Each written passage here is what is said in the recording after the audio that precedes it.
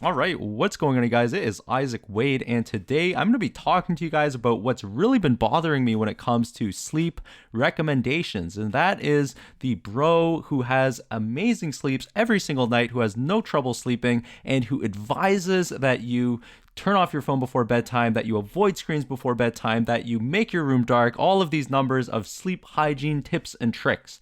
And the problem with this is that if you're someone who actually has insomnia, if you've been struggling getting to sleep, staying asleep, and this has been going on for months, sleep hygiene by itself is probably not going to be very effective for you. Although it is a very important part of having great and effective sleeps, there's no evidence to suggest that sleep hygiene on its own is an effective treatment for insomnia. So that's what's really been bothering me, these sleep hygiene gurus who keep giving out advice. When it comes to treating insomnia, when it comes to evidence-based treatments for insomnia, you've pretty much got two different choices here. One, you can go with the pharmacotherapy, and two, you can go with cognitive behavioral therapy for insomnia. These are the two treatment options that are supported by high quality scientific research. So on one hand, you've got drugs. On the other hand, you've got CBTi, cognitive behavioral therapy for insomnia. And today I'm going to be talking to you guys about why I'm all in on CBTi, why I love CBTi, why CBTi is the best thing in the whole world when it comes to sleep, and why pharmacotherapy is in second place. Pharmacotherapy is not as good as CBTi when it comes to treating insomnia. Of course, I'm talking about your average everyday insomniac. If you're someone whose sleep trouble is being caused by other reasons, like sleep apnea, like some kind of other problem, you're going to want to see your doctor. This CBTi, although it's very effective for most people, it might not be effective for you. So anyways, let's get right into it. Let's first talk about pharmacotherapy. So if you guys know, I love drugs. I always talk about drugs. I always advocate for drugs under the right circumstances. For example, when it comes to keeping your hair, you have to use drugs if you're talking about keeping your hair. Any of these silly pulling your hair, exercising, diets, all of that kind of stuff, it's not going to work when it comes to male pattern hair loss. You really need pharmacotherapy if you're serious at all about keeping your hair.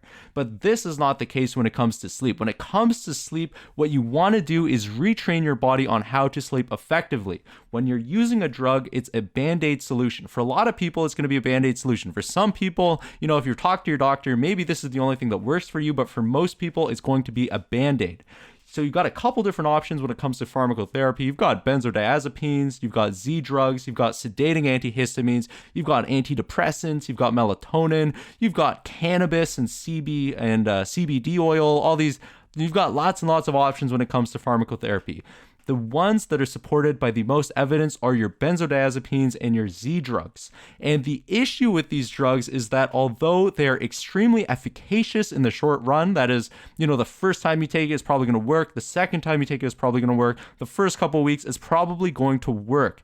The issues come when you're a couple months down the line. At that point, your body starts becoming tolerant to these types of medications, and they're not going to be as effective. And the research shows pretty clearly when you compare it side by side with CBTi is that CBTi is just as effective as benzodiazepines in the short run and way more effective than benzodiazepines in the long run.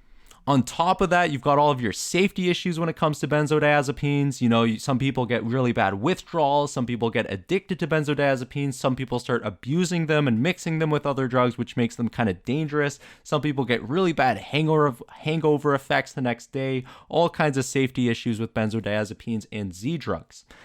So that's why I don't like benzodiazepines. The other types of pharmacotherapy, they're okay. The biggest issue, I think, is efficacy when it comes to a lot of these guys.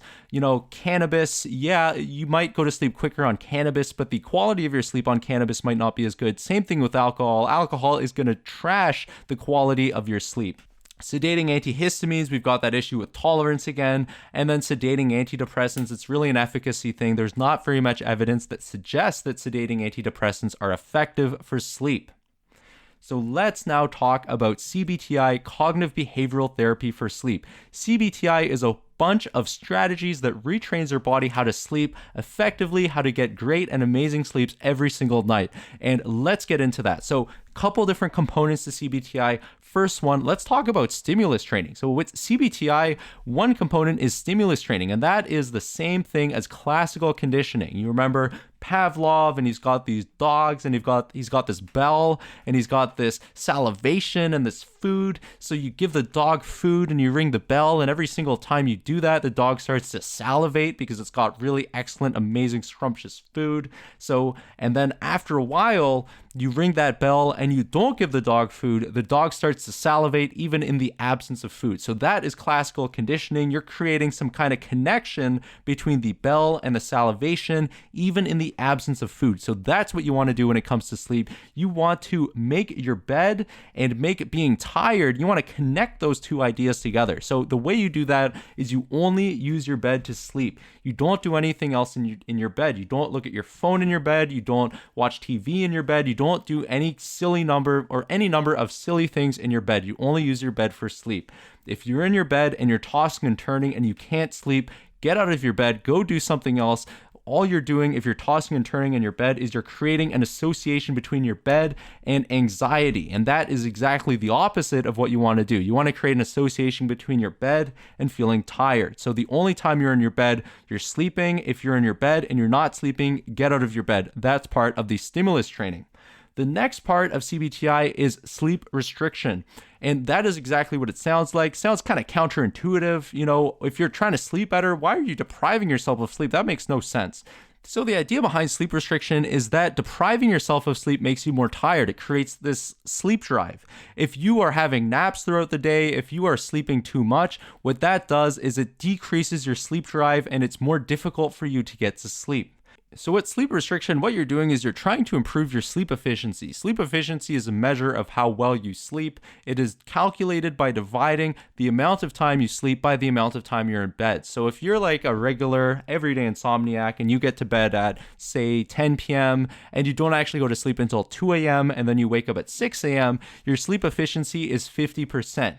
Half of the time you're in bed, you're sleeping. Half of the time you're in bed, you're awake. What you want to do is you want to up that sleep efficiency to above 80%, preferably above 85%. 85% is going to be ideal.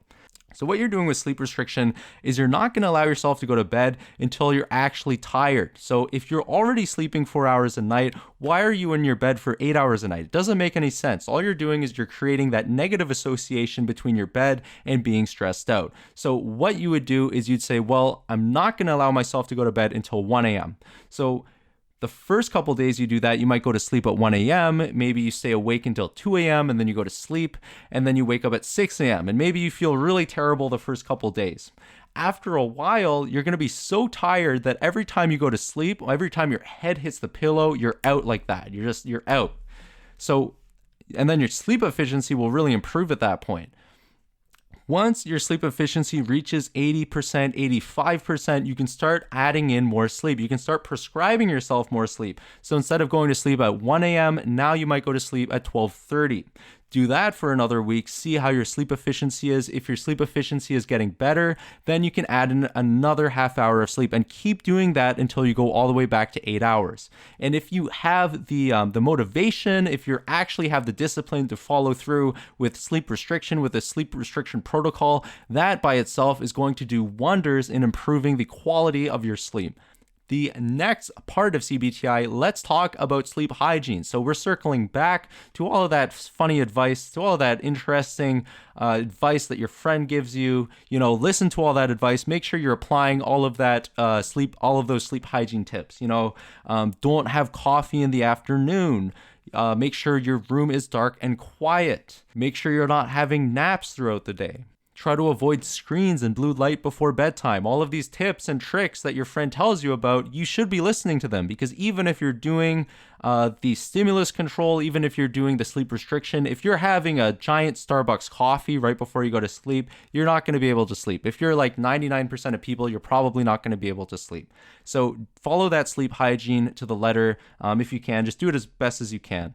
The next part of cognitive behavioral therapy for insomnia, let's talk about relaxation training. So relaxation training is about relaxing your body when you're in bed before you get into bed. So I honestly don't know that much about relaxation training, but for myself, I'll usually like tense my muscles really hard and then relax them. And I'll start at the bottom of my body. So like I'll tense my feet relax them, tense my legs, relax them, tense my core, relax it, tense my upper body, relax it. And after doing that exercise, I find that all of my muscles are very relaxed. So other stuff you can do, I also listen to meditations by Jason Stevenson. He makes this amazing, he's got a really soothing voice. He makes this amazing series of videos that relax you before bedtime. I would highly recommend listening to Jason Stevenson's video. I'll link it in the description below.